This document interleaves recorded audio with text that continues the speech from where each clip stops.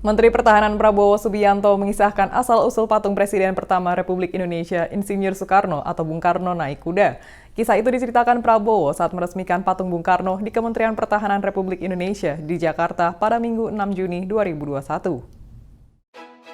Peresmian patung kuda Soekarno dilakukan bersama salah satu putri Bung Karno, Megawati Soekarno Putri.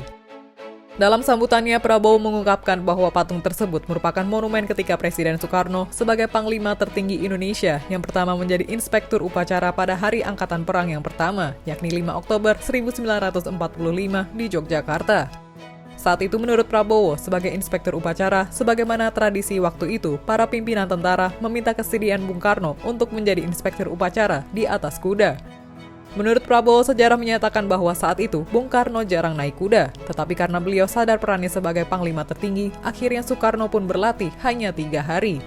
Karena itu, kata Prabowo, Kementerian Pertahanan merasa bangga untuk membuat patung di mana Panglima tertinggi Indonesia pertama di atas kuda. Prabowo mengatakan 6 Juni adalah kelahiran sang proklamator, sehingga pihaknya memilih 6 Juni untuk peresmian patung Bung Karno di atas kuda dengan mengundang Megawati Soekarno Putri sebagai presiden kelima yang sekaligus juga Putri Soekarno. Prabowo mengajak seluruh elemen bangsa berjuang agar nilai-nilai Bung Karno tetap bertahan dan dipertahankan oleh seluruh generasi penerus. Pada kesempatan yang sama, Megawati yang hadir dalam acara peresmian itu menyampaikan terima kasih kepada berbagai pihak, khususnya Prabowo Subianto. Setelah menyampaikan pernyataannya, Megawati menandatangani dokumen peresmian dan bersama Prabowo menekan tombol peresmian patung Bung Karno. Patung ini adalah ketika Presiden Soekarno sebagai Panglima tertinggi kita yang pertama pada Hari Angkatan Perang yang pertama, yaitu 5 Oktober 1946 di Yogyakarta menjadi inspektur upacara, di mana untuk pertama kali Republik Indonesia menunjukkan bahwa Republik Indonesia memiliki angkatan perang yang siap untuk mempertahankan kemerdekaan itu. Dan waktu itu sebagai inspektur upacara, sebagaimana tradisi waktu itu, para pimpinan tentara meminta kesediaan beliau untuk menjadi inspektur upacara di atas kuda.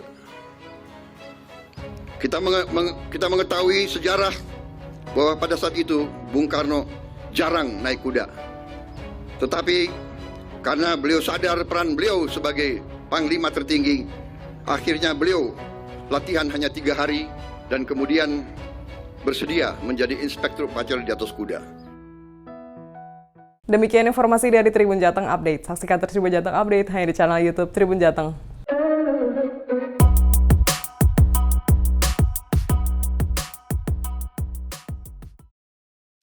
Ikuti update terbaru dari sosial media Tribun Jateng.